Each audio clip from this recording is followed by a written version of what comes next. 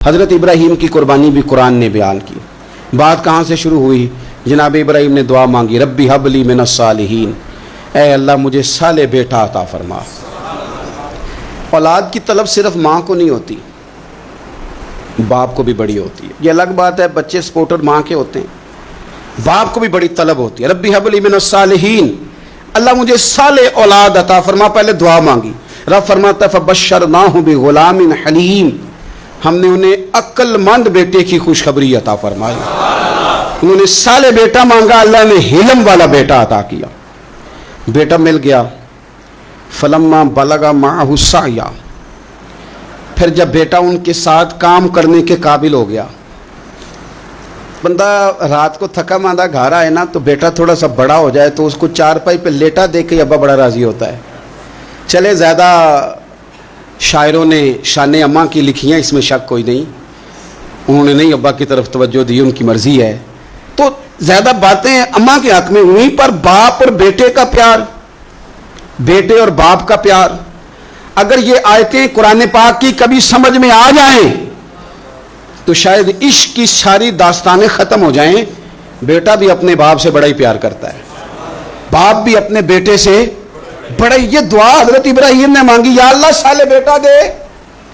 अल्लाह ने फिर कहा कि मैंने खुशखबरी दी हिल्म वाले बेटे की। फलम्मा बलगा माहु साया, फिर बेटा जब साथ चलने के काबिल हो गया, काला या बुनैया इन्नी अरा फिल मनाम, कहा ए बेटे मैंने ख्वाब देखी है। क्या? अन्नी अज़बाहु का, मैं तुझे ज़िबा कर रहा हूँ।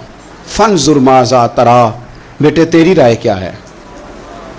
मैंने ख्वाब देख ली है, मैं ज़िबा कर रहा हूँ, तो अपनी राय बता। राय इसलिए नहीं पूछी कि अगर वो कहेंगे ना ज़िबा करो तो नहीं करेंगे। राय इसलिए पूछी है कि लोगों को पता चले कि जिस पुत्र की तरबियत हज़रत हाजरा ने की है और जिसकी रगों में हज़रत इब्राहीम खलील का खून है और जिसकी पेशानी में नूर मुहम्मदी चमकता है सल्लल्लाहु ताला अलैहि वसल्लम, उनके ख्यालात क्या हैं पता चले।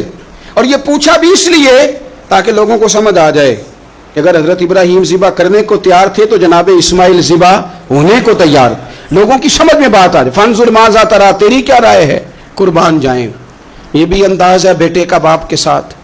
ये नहीं कहा कि अब्बाजी ज़िबा कर दें आप, ये नहीं कहा। खाला या अबतिफ अलमा तो उमर, कहा है अब्बा जी आप करें वो जिसका आपको हुक्म दिया जा रहा है। रब जो कहता है ना आप वो मेरे साथ कर दें। अगर अल्लाह कहता है ज़िबा करें तो ज़िबा कर दें, अगर वो फरमाता है इसके टुकड़े टुकड़े करें तो टुकड़े टुकड़े कर दें। जो रब कहता है वो करें। मुझे आप इंशाअल्लाह सब्र करने वालों में से पाएंगे। करें, मैं तैयार हूँ, करें। बेटा है। सालों के बाद जनाब इब्राहीम ने देखा है, अब वो इस उम्र को पहुंचा है कि वो काम करने के काबिल हुआ, साथ चलने के काबिल हुआ, हुक्म आ गया। देखो एक मुश्किल वो होती है कि तबलीग करनी है, काफिरों को रास्ते में मुश्किल आ गई। एक मुश्किल वो थी कि काफिरों से लड़ाई करनी थी तो रास्ते में मुश्किल है। यहाँ तो कुछ भी नहीं, बैठे बिठाए रब ने कह दिया करो बेटा ज़िबा। समझ आती है कि यारी तेरी सोना है पर अजमैशां भी तेरियां अग। ये सोना परखिया जामदा ही पहलो नाल लगा दे लग। वो अपने प्यारों को ना बैठे बिठाए भी इम्तिहान ले लेता है। कहा मैं तैयार हूं, मुझे सब्र करने वालों में पाएंगे। फलम्मा अस्लमा वतल्लहु लिल जबीन, अल्लाह फरमाते हैं जब दोनों हुक्म मानने को तैयार हो गए तो बाप ने बेटे को पेशानी के बल लिटाया। शैतान बड़ा सर पिटाया, दौड़ा, मैंने तो गुमराह करना था आदम की औलाद को, ये क्या बना? अल्लाह की रिजा के लिए बेटा तक कुर्बान करने को तैयार हो गए। दौड़ के जनाब हाजरा के पास गया। पता है आज क्या होने लगा है?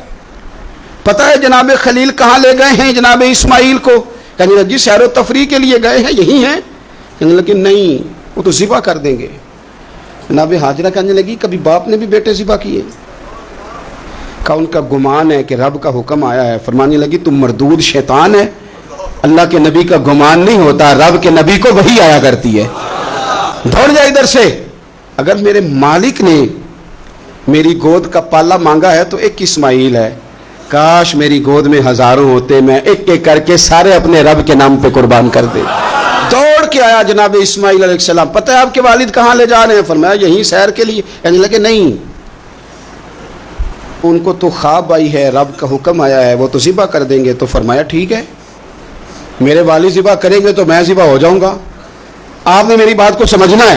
پھر حضرت ابراہیم کے رستے میں آیا, کہنے لگا اے ابراہیم حضرت جبریل تو آئے ہی نہیں, آپ کو تو حکم حضرت جبریل کے ذریعے آتا ہے, آپ خواب دیکھ کے بیٹا ذبح کریں گے. روڑے اٹھائے, کنکر اٹھائے, زور سے مارے, وہ دوسری جگہ آ گیا, پھر کنکر مارے, پھر تیسری جگہ آ گیا, پھر کنکر مارے.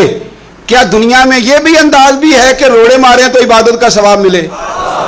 آپ میری بات کو سمجھنا یار. روڑے مارو, روڑے کون مارے؟ حاجی صاحب مارے.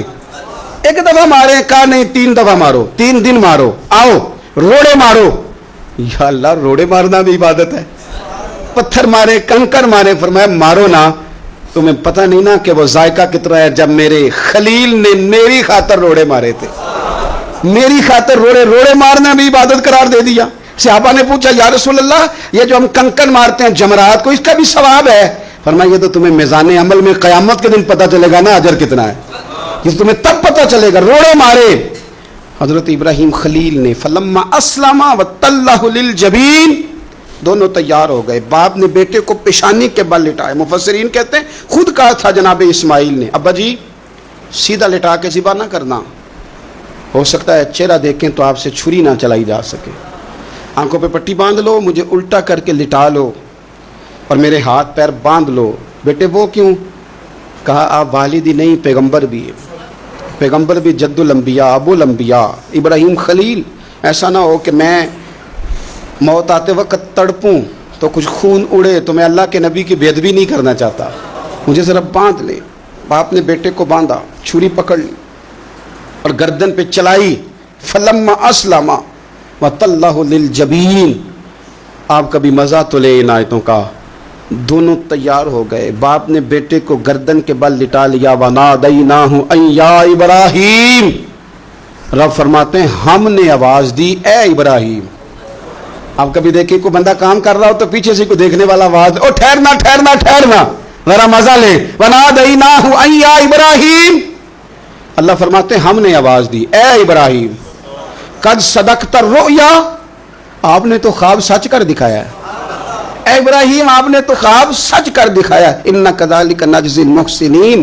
ہم اسی طرح نیکوں کو بدلہ دیتے ہیں. ان ھذا لہو البلاء المبین.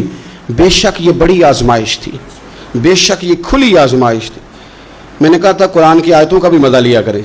یہ کھلی آزمائش تھی. جب آزمائش لینے والا کہتا ہے آزمائش کھلی تھی اور دینے والے نے سچ کر دکھائی, تو پھر حضرت ابراہیم کی شان دیکھی نا کتنی بلند ہے. لینے والا کہتا ہے آزمائش کھلی تھی. وفدیناہ بذبح عظیم. اور ہم نے انہیں بچا لیا فدیے میں عظیم ذبیحہ دے کر. اللہ نے نا پھر دمبا بھیجا جنت سے. حضرت ابراہیم نے چھری چلا دی تھی, روکی کوئی نہیں, چھری چلا دی, اور جب بری طرح ذبح ہو گیا تو آنکھیں کھولی تو آپ نے دیکھا کہ نیچے دمبا ذبح ہوا پڑا ہے اور جناب اسماعیل دور کھڑے مسکرا رہے ہیں. تو حضرت ابراہیم کی زبان سے نکلا اللہ اکبر, اللہ اکبر.